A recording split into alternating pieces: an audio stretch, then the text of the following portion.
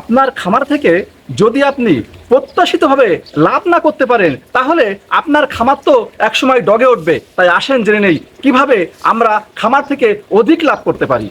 সম্মানিত খামারি ভাইরা, দেশ এবং দেশের বাইরে যে যেখান থেকে দেখছেন সকলকে আন্তরিক শুভেচ্ছা এবং অভিনন্দন।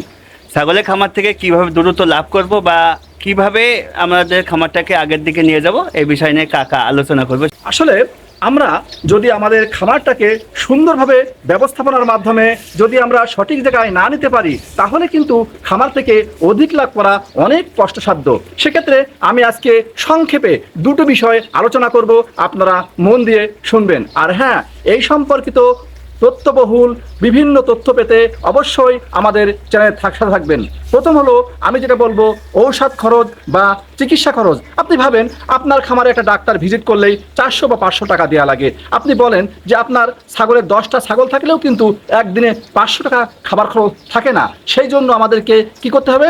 চিকিৎসা ব্যয় বা ঔষধ খরচ কমাতে হবে। সেই জন্য প্রথমে আপনাকে অবশ্যই খামারকে পরিষ্কার পরিচ্ছন্ন রাখতে হবে। এক্ষেত্রে আপনারা ব্লিচিং পাউডার, আপনারা পটাশ, আপনারা চুন ব্যবহার করে কিন্তু আপনার খামারকে পরিষ্কার পরিচ্ছন্ন রাখতে পারেন। 2 নম্বর, যে পাত্রে আপনি খেতে দেন সেই পাত্রটাও কিন্তু সুন্দরভাবে পরিষ্কার পরিচ্ছন্ন করতে হবে। তাহলে কিন্তু আপনার অতিরিক্ত জীবাণু আসবে না, পাতলা পায়খানা, সর্দি কাশি থাকবে না, ঔষধ খরচ কমে যাবে।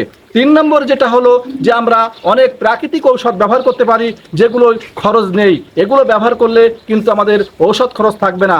আর পরবর্তীতে আমি সর্বশেষ যে বিষয়টা আপনাদের সাথে আলোচনা করতে চাই, সেটা হলো যে আমাদের এই ঘাস, অর্থাৎ পশুর প্রাণ হলো ঘাস। এই ঘাসই পশুর দেহের সমস্ত নিউট্রিশন সাপ্লাই করে। সুতরাং আপনি যদি সতেজ, সবল, স্বাস্থ্যসম্পন্ন ঘাস খাওয়াতে পারেন এবং পচা খসা যদি ঘাস না খাওয়ান, তাহলে তাদের পেটে পীড়া থেকে শুরু করে বিভিন্ন ধরনের রোগ আসবে না এবং ছাগল সুস্থ এবং সবল থাকবে এবং আপনার খামার দিনে দিনে কি হবে, সফল থেকে আরও সফলতর হবে। যাই হোক, আজকের ভিডিও এই পর্যন্তই। পরবর্তী দেখা হবে অন্য কোনো ভিডিওতে। সেই পর্যন্ত ভালো থাকেন, সুস্থ থাকেন।